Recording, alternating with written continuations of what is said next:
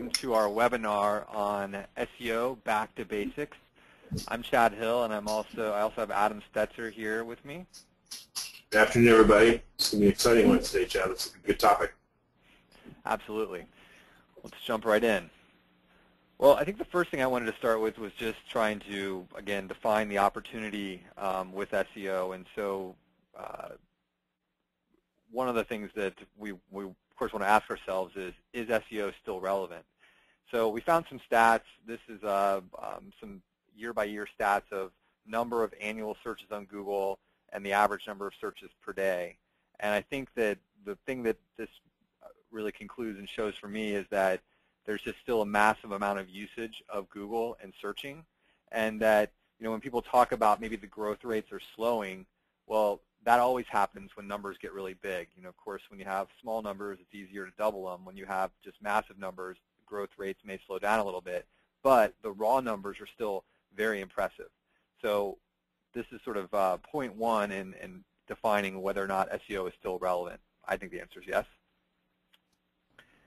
And just a few more stats on this. This is some data from ComScore talking about relative market share, and this is released in November for October data. And Google sites had 66.9% of the market. Microsoft was second with Yahoo at 12%. And if you look at that and kind of look at where people are spending time, and this is from the Pew Internet study, where people are spending time, if you look at the chart here to the right, you see that the things that people are still doing on the web are reading email and using search engines. So when we talk about social media and we talk about, and there's obviously a huge growth rate here coming back from 11% in 2005 up to 65% on social media in 2011, and I'm sure that will be higher when they release the 2012 stats. You still have this massive amount of usage here for email and search engines. And I think when it comes to what people are actually doing on the search engines, 71% of people, or 80% of people are researching products online, 71% of those people are purchasing products online. So again, these are all of the people that are ready to spend money are still using search engines. And so when we talk to our customers and you talk to your customers, ultimately a lot of this is still the reason that when confronted with, well, hey, our search engine's not growing as fast anymore, the answer is growth rates may be down a little bit, but still this is where the vast majority of people using the internet are going, and especially those who are going to research and buy products that your business might sell. It's a critically important place to be. So, Chad, what do you make of all those blog posts that claim SEO is dead? I see those, I feel like, every year. I think it's all good link baiting, right, Adam? I mean, it's basically create a sensationalist idea and try to sell it so you get a lot of inbound links off of that.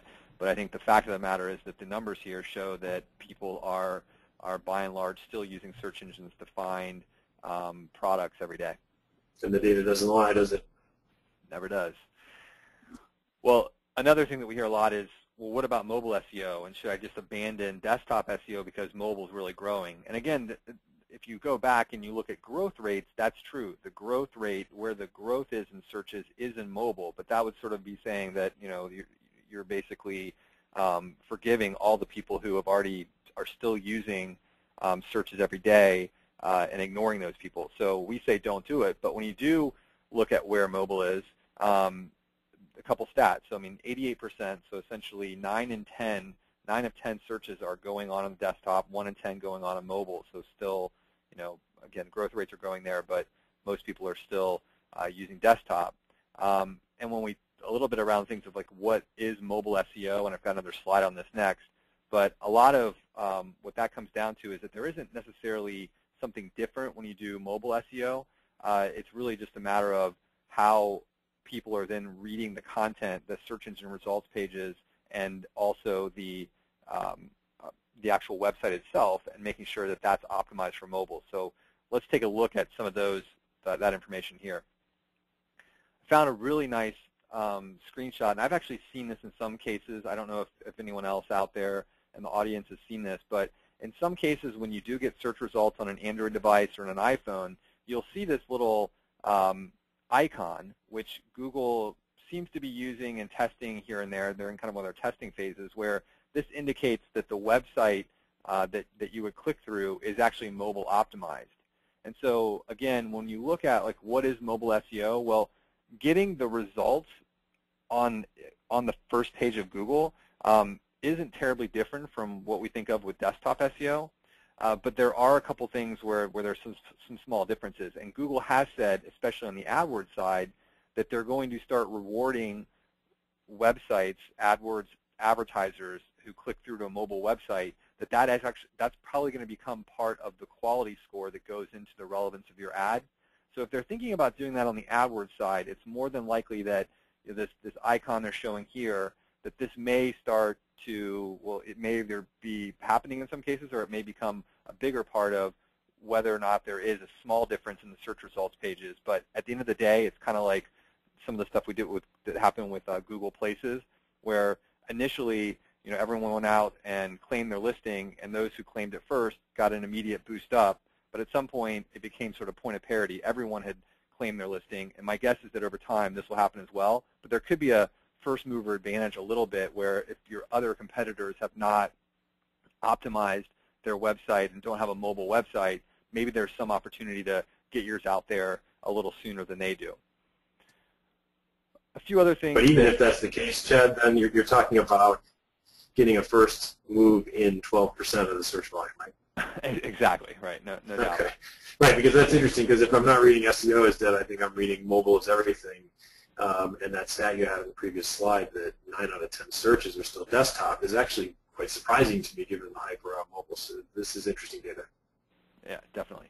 And I think the other two places when you are talking about mobile and when your clients are asking you about it is that the other big part is that a lot of times people using mobile devices are looking for local businesses. So making sure that your website and your client is optimized for local SEO is really important. And then, like I've already said a couple of times, the final part is creating a mobile optimized site to really maximize conversions. So just I want to summarize the whole idea on mobile, because as Adam said, there is a lot of talk of this, and it's a fun thing to talk about because mobile is really cool and it's changing, and it is definitely a shiny new object here.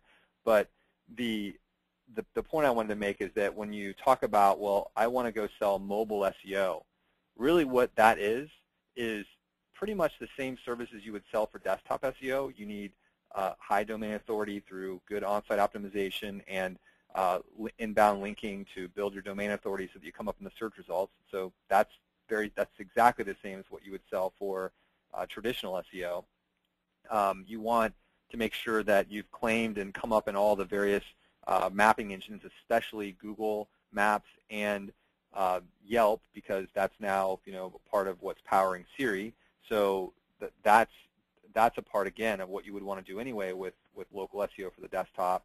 And then the only place it's a little different is you do want a mobile experience for your website. So really when people say mobile SEO, I want people to be thinking like, yeah, that's pretty much the same as what I need to do for desktop SEO, with the exception that I need to get a mobile optimized website.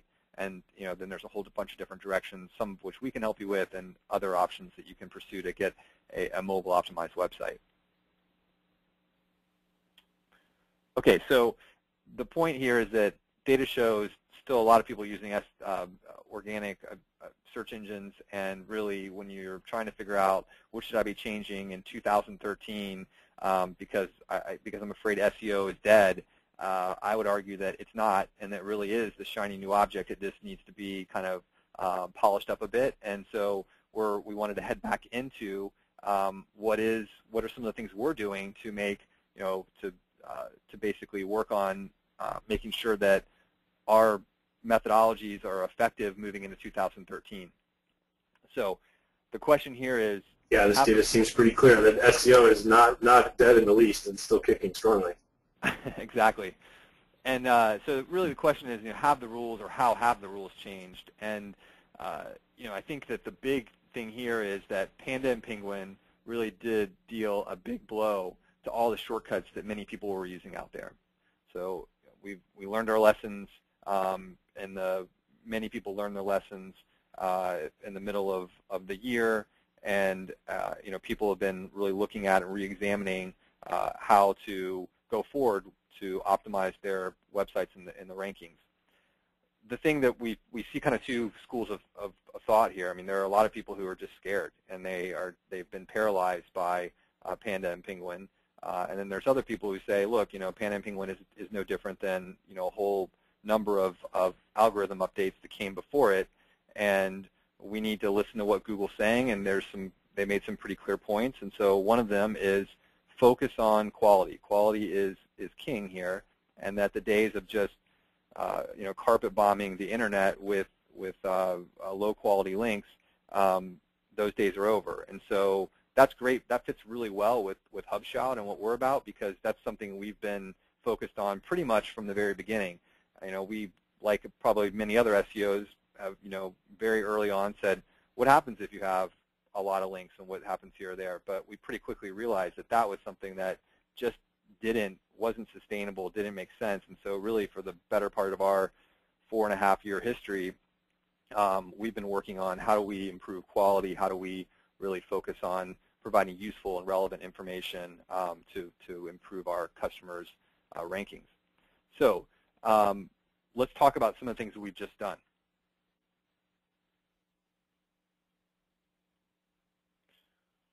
So on the quality content side, this is really exciting, and this is something that Adam and I have been talking about for a long time, and we're just really happy with the direction that we're heading with our quality content approach. The first one is something that we've had for really since our beginning as well, is that all of our writers continue to be U.S.-based.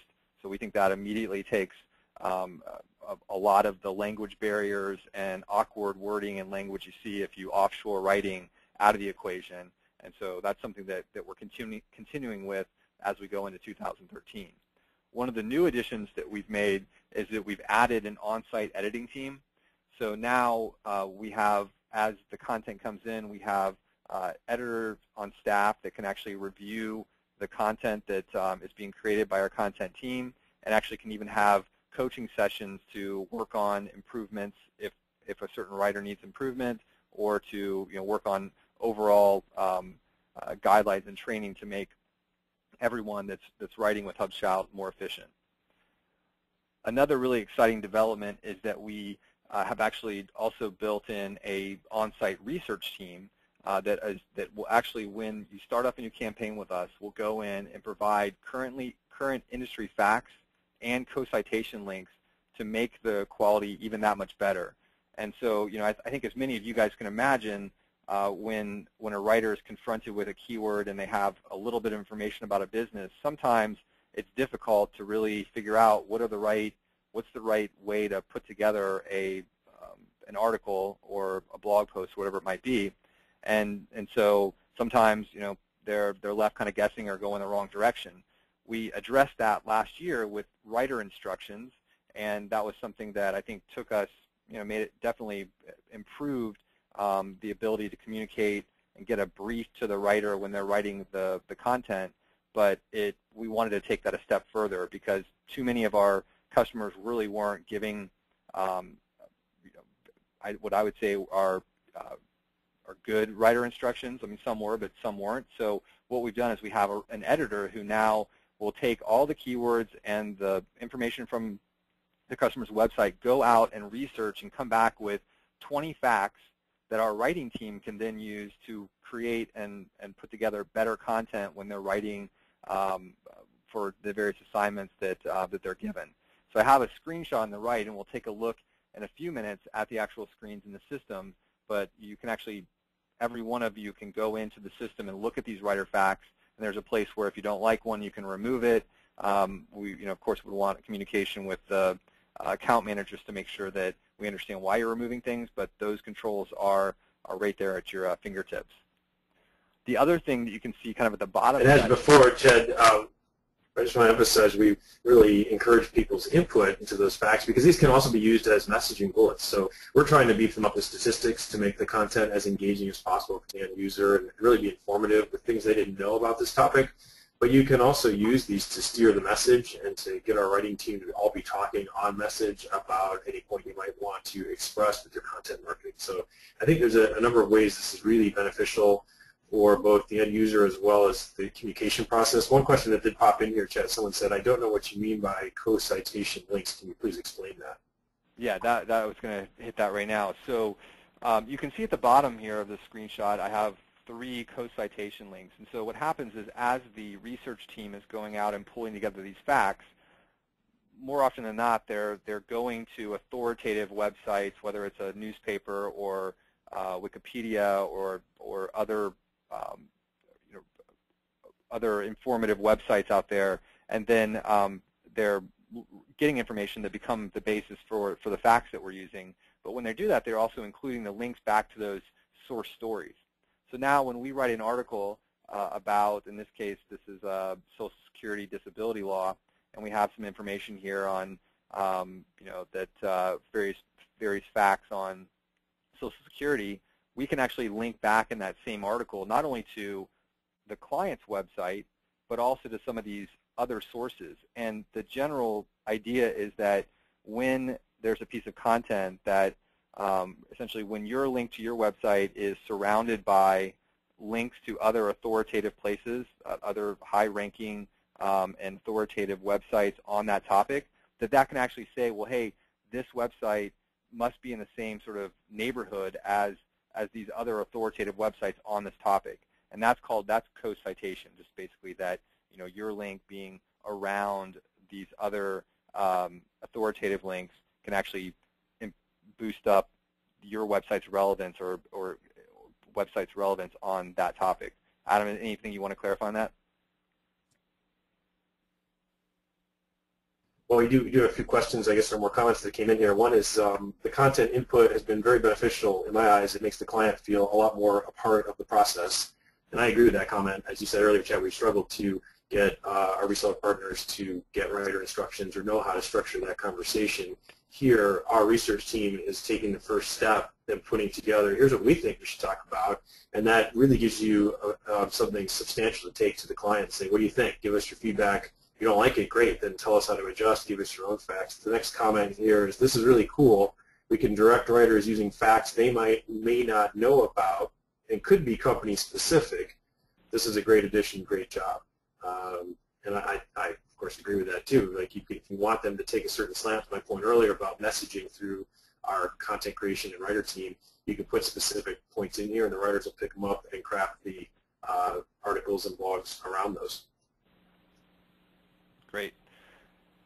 So continuing on then, and like I said, we will jump into the screens in a few minutes and take a look at where you can find these writer facts and the co-citation links. But continuing on, another thing that the dashboard has provided is that now with these facts and the co-citation, we can essentially create a brief every time a writer gets an assignment to go put together a blog post, an article, whatever it might be. And that just makes everybody more efficient, and it makes sure that we're just working on improving the efficiency and the quality. And again, I think some of the points that have been made here, we believe that will ultimately result in better quality. And we've already seen that happening as this process has been slowly rolling out to all of our accounts. Another one that we launched and talked about earlier in the year was our image library, but these are kind of all building together. We worked on the appearance and putting images into blog posts and articles, made things more useful and interesting to someone reading it. Here's the examples again of some of the quality enhancements we're making. So we believe that these individual changes kind of add up to a significant improvement and enhancement in the usefulness and the quality of the content that we're putting together. And so we believe that in this world where we had Panda and Penguin, that we're doing all the things that you're reading in all the various online marketing or search engine marketing websites, that really pushing forward on content is a key thing. The final point I wanted to make on our quality content here is that again, all of this is pretty transparent. So our dashboard is really bringing together this whole content marketing experience in a way where you can see the inputs in terms of the facts and the co-citation, but then also the output in terms of the content library that's already on the website, and all that information is still right there for you. we really, as Adam said earlier, want the feedback not only on the writing facts, but also just on reviews of the content, because the more input that we get, the more we can understand what people's expectations are and work with our team to be able to meet those expectations. Yeah, a few questions that have come in here, Chad. One is, you mentioned the content library a few times. The question is that content library available to us as resellers to use as well? That's a good question. So the content library, our general guidance on that is that it is, the content that we write is yours to use how you want. We, of course, would caution you to understand that taking information and posting to other sites creates duplicate content. So the likelihood of those other submissions kind of canceling each other out goes way up. So generally speaking, you can use it, but we would suggest, and our approach is that we always use unique content when building links, because again, the Panda push was all about duplicate content, so we would advise not using it to post on a bunch of other websites. Yeah, I couldn't agree more that we believe in using it once only, and we never reuse anything. The other question here is, what about the image library? Do the same rules apply there, or are we free to use your images? That's a good question, Adam. I actually don't know. What is the yeah, well, we're fully licensed to use those images, so I believe that folks are free to use those who are paying for our service. I don't think there's any license issue there, because we have a full subscription license for complete reuse, kind of at the highest enterprise level with our full provider. So I think that one's fine too. The next one is the controls to remove facts. Are those given to the client, or are those only something we control? That, and again, we'll walk through the screens, but that is in the admin area, and typically the admin tab is something that we advise that you're only giving yourself and your team at your agency. It's possible that you can give a end user access to admin, but there's a lot of other stuff in there that you probably wouldn't want them to see, like billing information and whatnot. And one other one that came in here is, I think resellers can use only up to 5 images, I believe, and then we have to purchase additional images using your credit system in the dashboard. Is that correct? So the way this is set up now is that every category, content category, and there's 20 of them, has a predefined list of, and Adam, I'm just going to guess at 30 to 40 images. Is that right, or is it more than that? Well, we've been slowly adding, so I think our lowest one is about 40, and our highest and most popular categories, such as computer and legal and health, are about 120 to 150 now. Right. So you have a few choices. We have some people who will take the 30 or 40 default ones for their category, and then they have the ability, as that question mentioned, to add 5 custom ones. We have other people who have very specific requirements on the images that we're using, and so they will delete the default library and add in 5 of their own. So those are the 2 configurations we have today. It's either use the default plus 5 custom ones that you add, or delete all of the default and just have your 5 custom images. And there's one other variation on that, Chad. When we have a license for an image that someone else has used a credit for, it makes it available to any one of our customers, any one of our resellers. So we try to, when you do a search, present first the ones you can actually add to your custom library that don't cost any credits, are free to use. And as we've gotten bigger and bigger, that library has grown substantially. So it may be that you head into the image library selection section of your white label portal, and you're able to pick 10 at no cost, because we already have licenses, but then spend your 5 credits to get 5 new unique ones, if that makes sense. Right. And just on that note, I mean, one of the things that we are also watching that as well, because we have had some people be overly specific and only have 1 image or 2 images in the library, and if that happens, you'll probably get a call from your account manager looking to make that image library a little broader, and we believe that's just best practice to have a wider range of photos and not get too specific on everything you do has this 1 image in it. So our recommendation is try to go with as many images as possible. It just makes things more interesting, but we also give you the tools to be very specific if you need to be. Okay.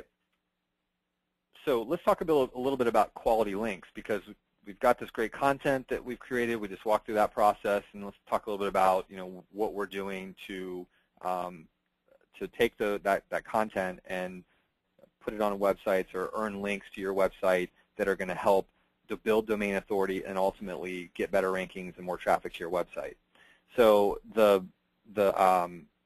first thing is that, and this again is something that we've rolled out over the last couple months, but you now can pick for any campaign that you bring to HubShout any one of 20 different categories for each campaign. So if you have a lawyer, we have a legal category. If you have a dentist, we have a dentist category. If you have a plumber or a contractor, we have a home services category. And so you have the ability to pick and select that. And your account manager will often help you, but they're fairly intuitive in terms of picking those categories. What that does is allows us to better target the content to websites that are relevant for that content. So, obviously we would prefer, in this case you'll see here on the right-hand side, we have a legal-oriented website, and the content on this website we want to be related to legal categories. So that's what you see with the categories we picked. The other thing I mentioned, which we already talked about, was co-citation links. So now inside this content, you may actually have multiple links to different websites, and when you do go to those different websites, well, some of those links one of those links will be to your client's website, but then you may also have some links to these co-citation sources. The idea is, don't panic. Why are we linking to somewhere else? These are not competitors. Usually they're information websites, and we believe that by doing that, we are improving and setting the neighborhood to say that, hey, this link to this customer website is in the same neighborhood as these other well-known and well-regarded information resources. Okay, so that's another part that we're doing to improve the quality of the links. Third thing here is that we've given some more controls around keyword anchor text. Penguin had a lot of people scared about never use keyword anchor text again, because if I over-optimize, my websites will drop out of the rankings, overnight or something. And there were definitely, again, a lot of people that probably did over-optimize. The most basic thing to say is everyone needs to work on building the brand of their company. So there should be some mix of branded keywords and some mix of target anchor text keywords, and there should be some mix of generic anchor text keywords like click here or www.website.com. So we've given some more controls over how much keyword anchor text you want to be using when we're building these links. And the reason that we've done that is because some customers have very significant PR campaigns that are running, so they're getting a lot of branded mentions and branded links because they're out pounding the pavement on the press side of things. We may not be involved in that, but it's going on. So they may be very okay with sort of increasing the ratio of anchor keywords in the content that we're creating. Other people aren't doing that, and so they want to maybe dial it back a little bit. So at the end of the day, we've given you the control, and it really depends on the individual customer as to how you want to use that. Another point on co-citation, Chad, I mean, the reason this is in the algorithm at all, and Chad's definition was a very link-centric, neighborhood-centric view of it, is that this is helpful to end users. Real useful content on the internet links to multiple places that is helpful for the topic you're talking about. So our primary criteria for selecting co-citation links is these are really helpful resources for the person who's reading about bankruptcy attorneys to get to another place where they can get definition of terms, they can find other stats. Those stats often match some of the ones we're presenting and combining into our content. The co-citation algorithm piece is really then how it manifests itself in Google's eyes, but the only reason it's there, remember, is because it's helpful to the end user, and that's why we're putting it on the front as well. Good point. The final thing that we've made some changes on are around how when we syndicate content out to various websites.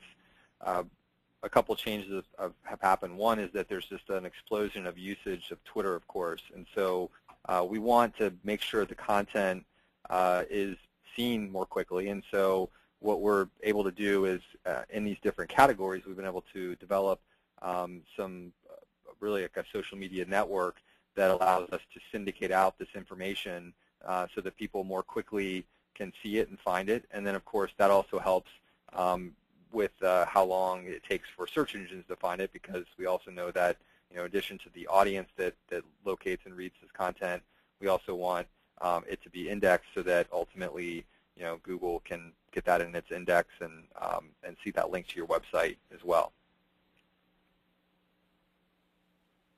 And I think the note on that is I've been surprised just how many followers we picked up on our different Twitter handles. Of course, those Twitter handles are very industry specific, and I credit the growth in the followers to these research facts that we're pumping through and the interest we're creating in some of these topics. So that research team that's setting the seeds to generate this great content, to go out to article sites and industry-specific blogs, is also pumping through some of those interesting facts out to Twitter, which is gathering followers and growing in its influence. And then, of course, those tweets have links to this content. So it's all working very well. Again, putting the end user out first in front with interesting facts that compels them to want to see this stuff, which generates more buzz and leaves that footprint we all want that tells Google, this is good stuff, fast link juice through this article. Good point. Okay, so let's pop over and take a look at the screens, because this is, I want to show everyone where they can find this stuff in the system. All right, we're going to walk through VetHubs, our demo account that we use quite often here. And just for those people who maybe aren't 100% familiar with the system, let's just show you how you get here. So I'm going to start off by clicking on the Admin tab. Okay, and I'm going to then search for VetHubs in our search accounts field. And I know that this is the campaign that I'm looking for, the 849 one. I'm going to click on that. And then this is what we call our campaign details. So just, again, I want to walk through the breadcrumbs here. We're on the campaign details screen for the VetHubs campaign. If I move over to the left in the breadcrumbs, you'll see that I can go up a level to the account. Now, in this case, VetHubs is also the reseller, but normally this would be your account name. And then that's basically kind of the path. So you're at the campaign details. Campaigns belong to accounts. Accounts belong to resellers, and that's the hierarchy of things. Okay. So let's take a look at a few of the things we talked about and where you set them up. You'll always initially land on the Basic tab, and you can see here that the category I mentioned is right here on the right. So this is where you pick the category. There are 20-ish categories here. Okay. Some other basic things. This shows this campaign's active. It's in a closed won status. This is where you can hook up Google Analytics.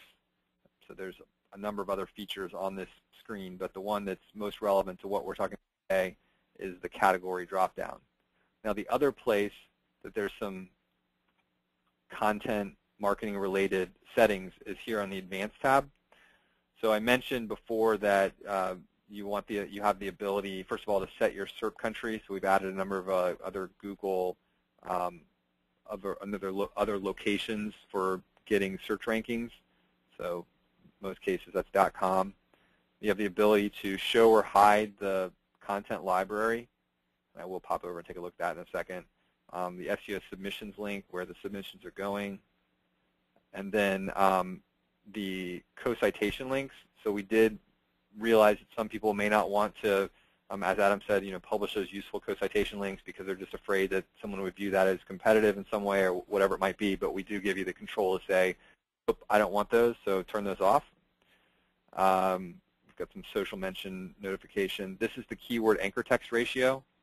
So this is where you can set what % of the keywords are going to have your keyword anchor text versus general anchor text. And that's all right there. Okay. A few other screens that I think are useful when we're talking about content marketing. If you click over here to instructions, this is where you're going to see your writer facts. And actually, I need to click over to one other writer fact here. This one, the wrong account here. Let's take a look at these writer facts. Click over to instructions, and you'll see here that there are the 20 facts that we've mentioned. They're all right here. You can read through these. You have the opportunity to add new ones, also to delete them.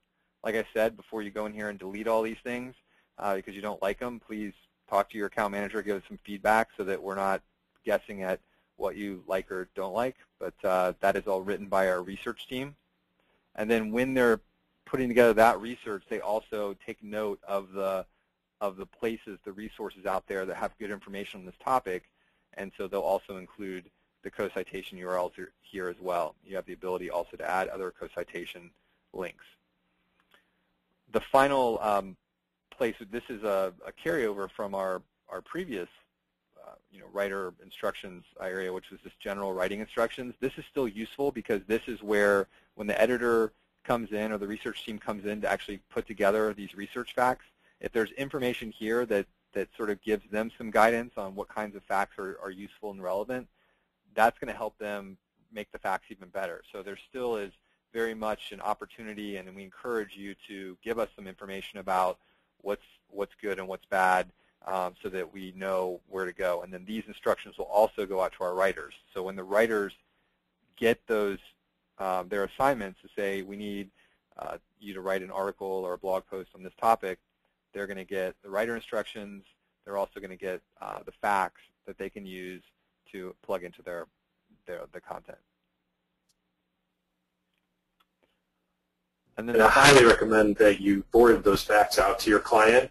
The best defense is a good offense, so you get these facts from us, send them out, and ask for feedback, even if you're sure they won't give you any. You want to be on record saying, I solicited your feedback, because if they call you in a month or two and they're not happy with what is being written on their behalf and the kind of content marketing that's happening, you want to point back to it and say, hey, I reached out, but I didn't hear back, so I had to execute. And that softens that conversation a great deal. It does not take very long, and you'll be happy you did. Yeah, great point. One final place I wanted to draw everyone's attention is here to the Images tab. So as Adam said, these are the images that we would use for the content that we're creating. And you do have the ability, as we mentioned before, to add to this or delete them. And you have that ability, as Adam said, to pick from free images to build your own custom library, or use up to 5 credits to buy 5 images that are part of the campaign. Okay. Now, the other thing just to point out, since we're in the campaign details, is we did make this change. Adam posted that in the forum when we needed to reorganize the screen for instructions, and then we also made some changes for our local SEO product, which we'll probably talk about in a future webinar. But just make sure that we did move some fields around. We think it was all for the better in terms of where we put them. It made more sense to combine certain fields, but people always do. If you're going to look for something and it's not there anymore, feel free to give us a call because we'll show you where it's moved. Great, and that's really what I wanted to talk about today in our webinar on SEO Back to Basics and how to improve quality going into 2013. Adam, anything else that you wanted to cover? I have 2 other questions here for you. Well, 2 comments that are both very similar. One is, what is considered the acceptable percentage of keyword-rich anchor text backlinks these days? What percentage does HubShout use as the standard? And the other is, what is the recommended keyword anchor text percentage? I've heard lots of different percentages and trying to find what the right answer is. And those are great comments. We don't make a blanket recommendation because that's a very complex question. First of all, I don't think there's universal agreement in the SEO industry. You could probably get 10 SEOs and ask that question and get 10 different answers. Secondly, each domain name has a different history and a different backlink profile and probably has a different answer depending on what's been done so far and what's pretty natural for that domain and what other activities are going on. So that's a very complex question, one that you probably should do a little more research on. We could talk to you more about it, but don't expect a blanket answer. And the other one that came in here is, when will we get a link to replay this webinar? You'll have a link to replay the webinar tomorrow. That's an easy one. And I agree with Adam on the ratios. It is something that there isn't a one right answer. You do need to look at it and do some research and then make a decision. And like the one thing I think is really important to mention is that you do want always diversified online marketing campaign. So we're talking today about how to attract and how to earn inbound links, but this is just one part of a successful online marketing program. All right, well, thank you very much for attending today, and we look forward to have a great end of the year here, and we look forward to the next webinar, which will probably be at the beginning of January. Thank you. Yeah, thanks everybody for coming. We'll see you soon.